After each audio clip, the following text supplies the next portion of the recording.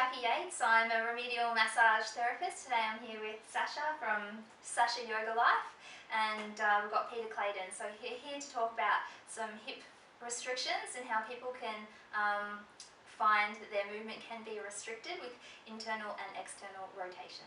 Right.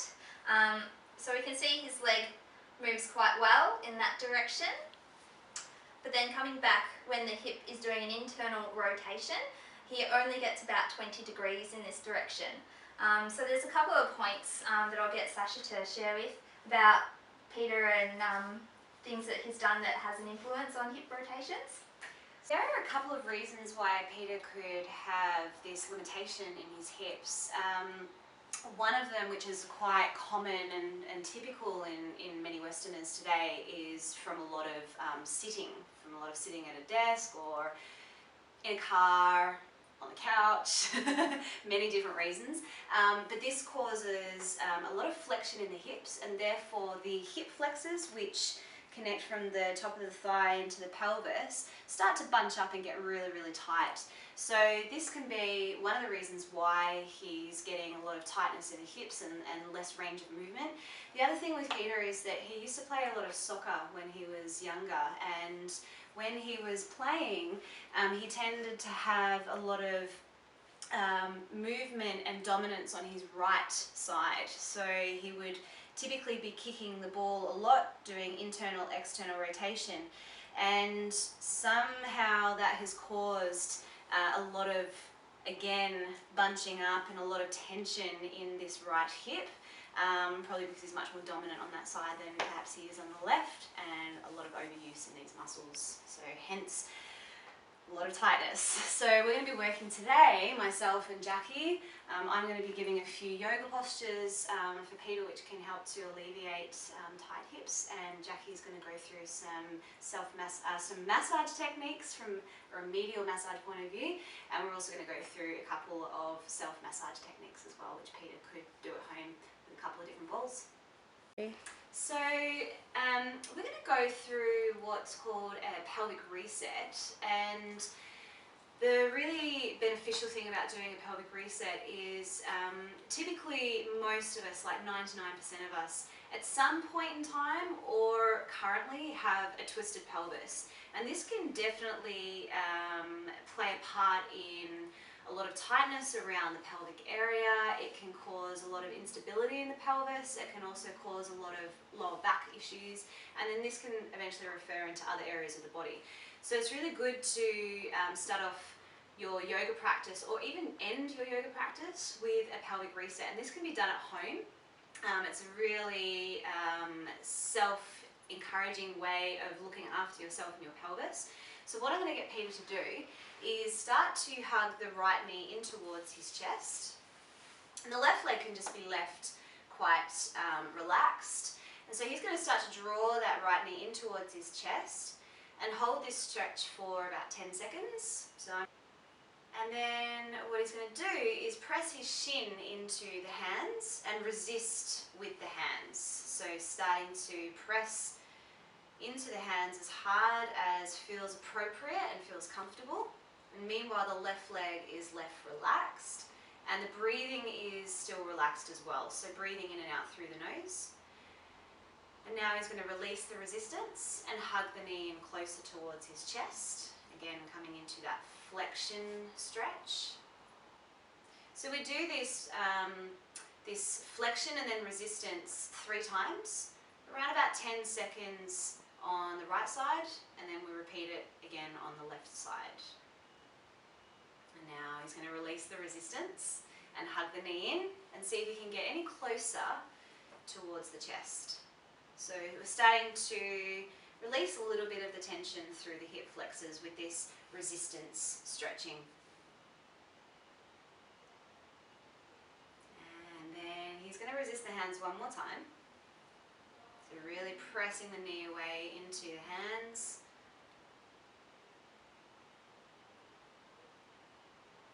And you will see a little bit of shaking from time to time, and that's okay. And then he's going to release the resistance and extend the right leg out onto the floor. Yeah. So stage 2 of the pelvic reset is to start to bring the pelvis more in alignment this way. So Pete's going to place a block just in between his knees. And if you're doing this at home, you don't have to have a block. You could have a book or something that is about that thickness, just something that you can actually start to press into. You could even use your fists. So Pete's going to start to press into the block as hard as he can with the knees without letting the buttocks lift up off the floor. That's really important. Try to keep the lower back and the pelvis, the buttocks firm on the floor. Breath is still relaxed, in and out through the nose. And again, this is held for about 10 seconds. And it's not uncommon to hear a little popping in the pelvis or in the groins, the hip area. And then he's going to release the block and remove the block from in between the thighs, and he's going to put this belt around the legs and just above the knees. So the strap is just above the knees, and then place his feet back down onto the floor. And now he's going to press out into the belt as hard as he can. So now this is, if you imagine with the block, he's letting the pelvis move out slightly, and now with the belt everything is pulling back in. So this just brings everything back into balance and alignment. And same thing with the strap. You don't have to have one of these fancy yoga belts at home. You can use any type of strap that can go around the legs, and you can just even hold on to the end of it. So now he's going to release the resistance against the strap, place the block, you can get there, back in between his knees, and now he's going to squeeze the block again for another 10 seconds. Again, keeping the buttocks and the lower back on the floor, breath relaxed.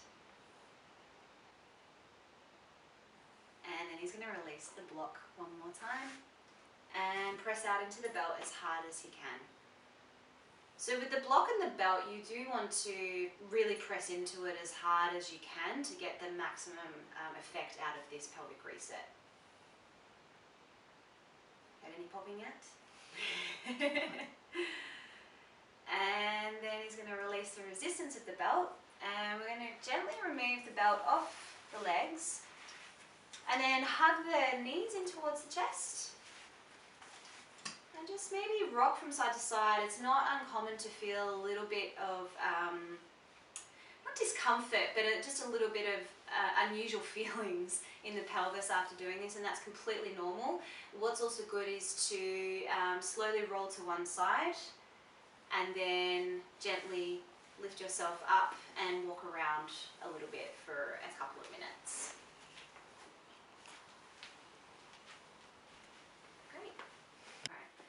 So there are a couple of different yoga postures that you can do for releasing through tight hips. The first one that we're going to do is called supine bound angle. And this is a good one for not only releasing through the adductors and the inner groins, but it's also a good one to start to get into releasing through the outer hips a little bit more. So we've got Peter here with the soles of the feet together and the knees out wide, and this is what we call supine bound angle. What I'm going to do is place a couple of blocks underneath the outer thigh part, just so he doesn't feel like his legs have to really stretch down to the floor. And then you can rest the thighs and gradually let the thighs start to open up, and he can adjust the blocks accordingly to how it feels in his pelvis. In supine bound angle, you'll notice when Peter has brought his feet together and dropped his knees out wide that his right knee is up higher than the left. And this is because of the tightness in his right hip. So to get a sufficient and even balanced stretch, what we want to do is have Peter move his right foot further away from his left, so further away from his body, until you start to see the knees even out. So you can actually move your foot out a little bit further. And now he can start to get more of an even balanced stretch in this posture. Okay. The next pose we're going to do with Peter is called thread the needle legs. So what I'm going to get Peter to do is keep his left foot on the floor and cross his right ankle above the left knee. And as he does this, because the hip is in external rotation and there's flexion on the knee, we want him to flex his toes towards the knee, and this protects the knee joint. So if you flex your toes towards the knee and keep them flexed, and make sure that there's no sickling in the ankle. And then I'm going to get Peter to draw his left knee in towards the chest. And you'll see that he's taken hold of behind the thigh. That's optional. What we want to make sure is that his head and shoulders are resting back down onto the floor. And then what this is doing is actually stretching the outer glute muscles, so the glute maximus and the glute medius. And these are the two main glute muscles. So the glute max is the larger buttock muscle, and the glute medius is the smaller muscle that comes into the hip. And so this is the area that we're targeting. It isn't unusual though to also feel a little bit of stretching through the groin, the hip flexors, and even through the inner thigh as well. So just make sure you keep your toes flexed towards the knee just to protect that joint. So now I'm going to be doing a little bit of work with Peter on releasing the soft tissue muscles of the glutes. So again, focusing on that glute maximus, medius and minimus that Sasha mentioned earlier. So I've got the foam roller here. This is something that I picked up from Kmart. It was about $20, so it doesn't cost very much. You may have seen these around in the shops. And Peter's just using his upper body to roll back and forward on the foam roller. And that's going to just be getting the circulation and getting the muscle tissue and the muscle fibres moving and helping to release up some of that tension.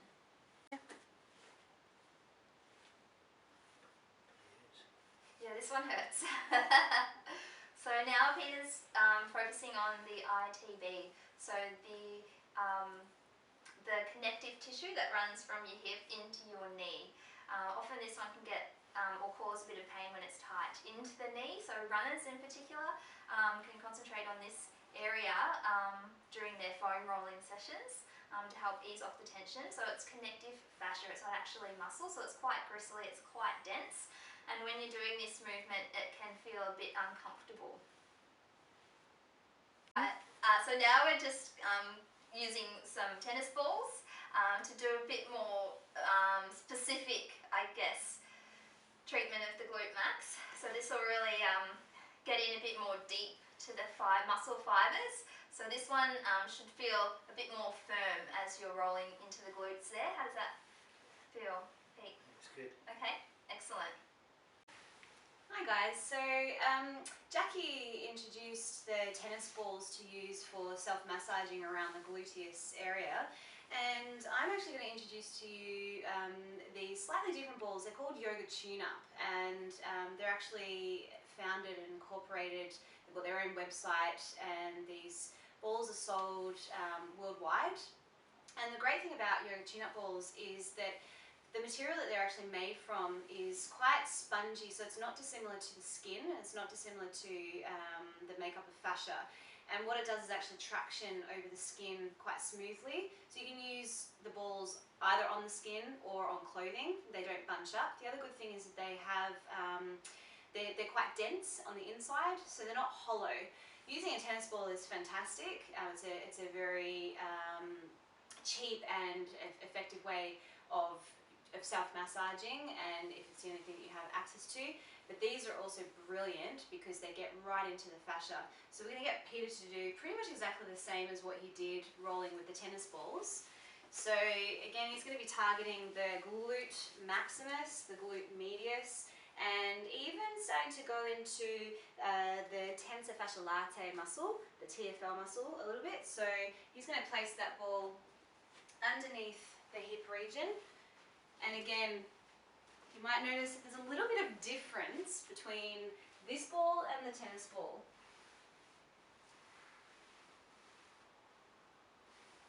And then what he's going to do is actually come down onto his elbow. So down to this elbow. And now start to move from side to side, so cross-fibering. Getting a little bit of different movement in the ball and in the whole hip region. And then We'll get him to come over onto the other elbow as well, so more lying onto your back, and then starting to move into the glute maximus area a little bit more.